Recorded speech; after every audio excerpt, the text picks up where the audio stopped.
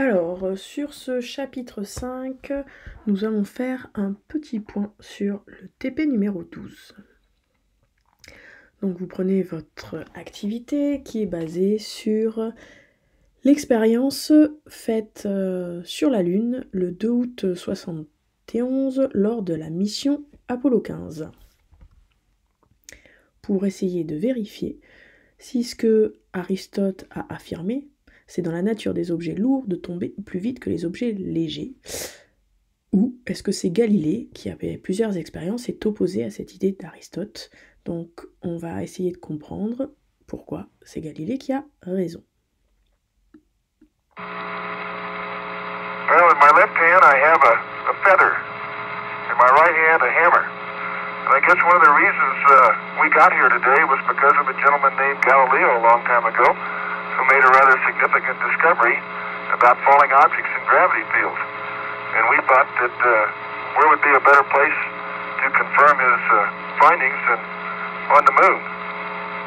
And so we thought we'd try it here for you. The feather happens to be appropriately a falcon feather for our falcon. And I'll drop the two of them here and hopefully they'll hit the ground at the same time. How about that? It proves that Mr. Galileo was correct in his findings.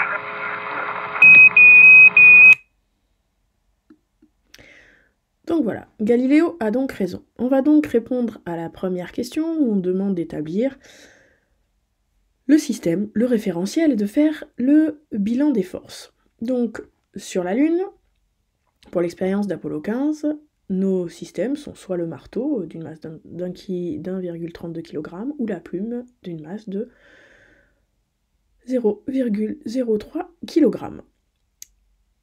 On est dans le référentiel lunaire qu'on considérera galiléen, et donc les forces appliquées à notre système, que ce soit le marteau ou la plume, sont leur poids, qui est égal à la masse de chacun d'entre eux multiplié par la constante de gravité sur la Lune, Gl, qui est de 1,6 Newton par kilogramme, en effet, 6 fois plus faible que celle sur Terre.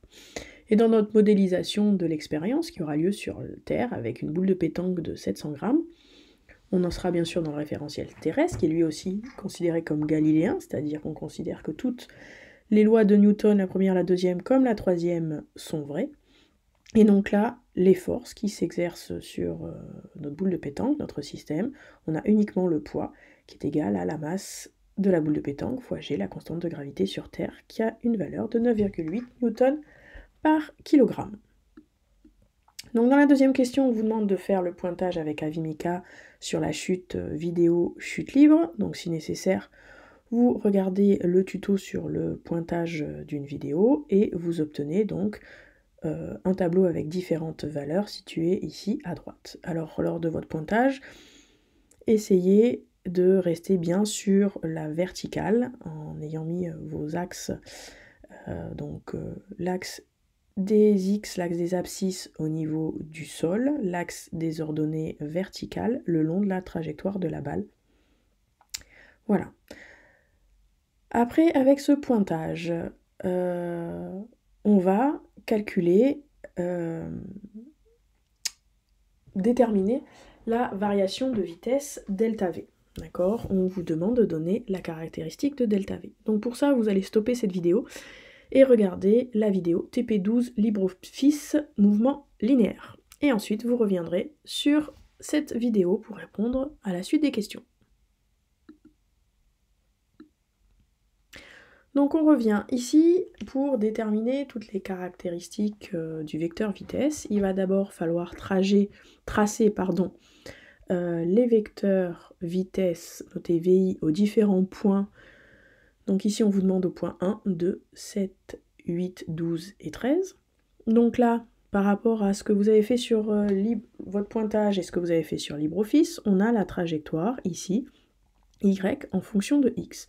Donc on va commencer par numéroter les points. Donc voilà, on numérote les points uniquement qui nous intéressent, le 1, 2, 7, 8, 12 et 13, et on va tracer les vecteurs vitesse.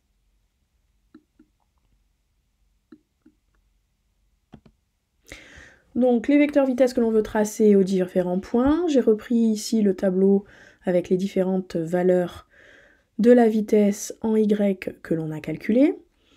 On va tracer nos vecteurs vitesse en prenant une échelle de 1 cm qui équivaut à 0,5 mètres par seconde sur notre schéma. Et je vous ai mis en rouge ici les valeurs qu'il va falloir utiliser. Donc le vecteur vitesse est un vecteur tangent à la trajectoire, donc vertical, dans le sens du mouvement, donc vers le bas. Puisqu'on trace le vecteur vitesse au point 1, on le fait partir du point 1, et il mesure ici 1,5 cm. De même pour le vecteur vitesse V2, vertical, vers le bas, qui part du point 2. Alors normalement il se superpose, je le décale légèrement vers la droite pour avoir un schéma un peu plus lisible. Et on n'oublie pas d'indiquer le nom du vecteur à côté, donc ici V2. Ensuite on trace les vecteurs vitesse au point 7, donc qui fait 6 cm de long, et au point 8 qui fait 6,5 cm de long. Même chose pour les points 12 et 13. Donc là, on se rend compte en effet que les vecteurs vitesse sont de plus en plus longs. On a bien un mouvement rectiligne accéléré.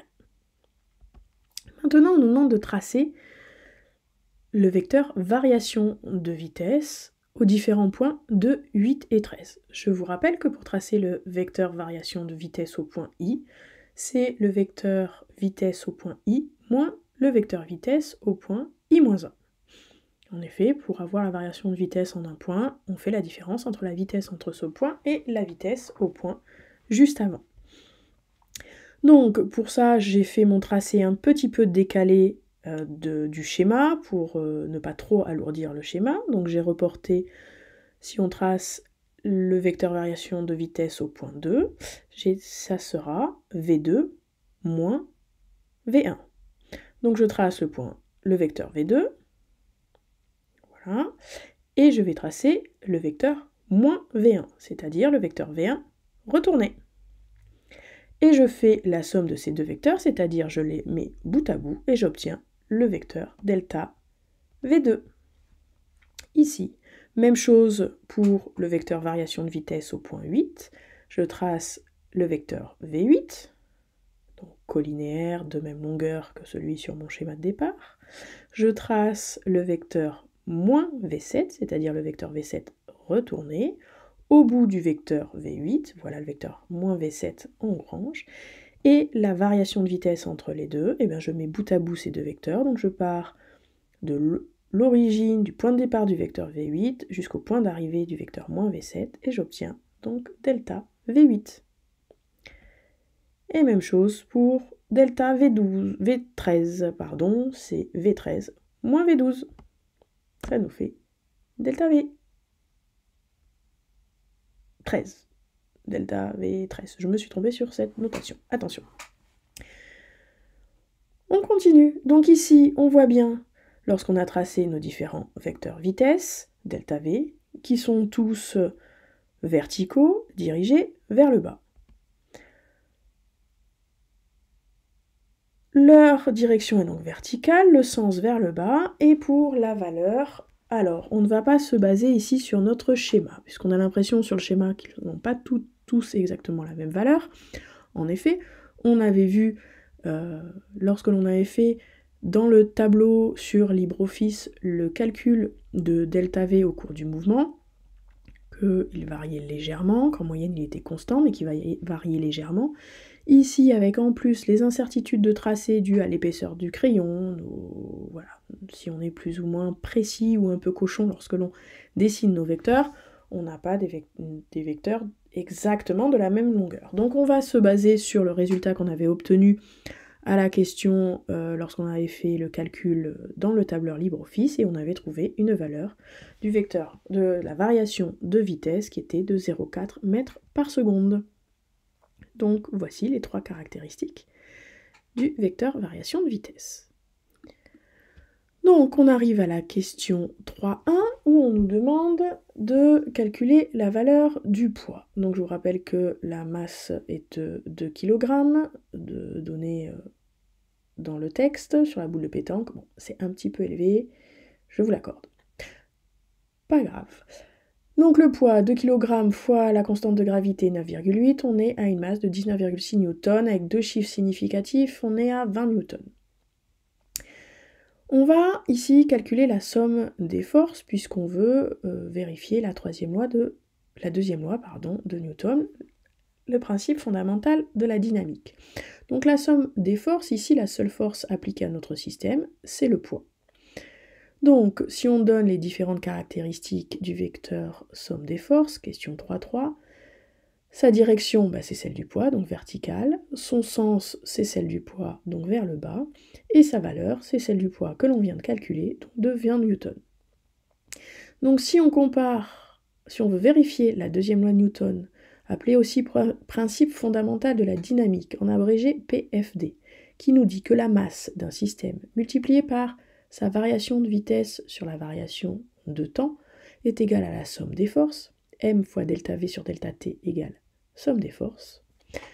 On va vérifier cette loi, c'est-à-dire qu'il faut vérifier que vectoriellement, cette relation a bien la même direction des deux vecteurs, delta v et somme des forces, et en effet, on voit entre la réponse à la question 2.5 et 3.3 qu'on a bien la même direction, on est bon. Même chose pour le sens, on a bien le même sens, vers le bas, pour les deux vecteurs, et qu'on a l'égalité au niveau des normes, m delta v en norme sur delta t égale à la somme des forces en norme, et en effet, m, donc 2 kg fois delta v, on a vu 0,4 mètres par seconde divisé par delta t. Alors le delta t, c'est la durée entre deux points, la durée sur laquelle on a calculé une variation de vitesse. Vous retournez voir dans votre pointage sur votre fichier, entre deux points, le delta t est de 0,04 secondes. Et on a un résultat de 20 kg mètre seconde moins E. Et la somme des forces, on avait vu que sa valeur était bien de 20 newtons. Donc on a bien la même valeur. Et donc vous me dites, mais il y a un problème au niveau des unités. Non, non. Le newton correspond bien au niveau des unités du système international à des kilogrammes multipliés par des mètres multipliés par des secondes moins 2. Voilà pour le TP numéro 12.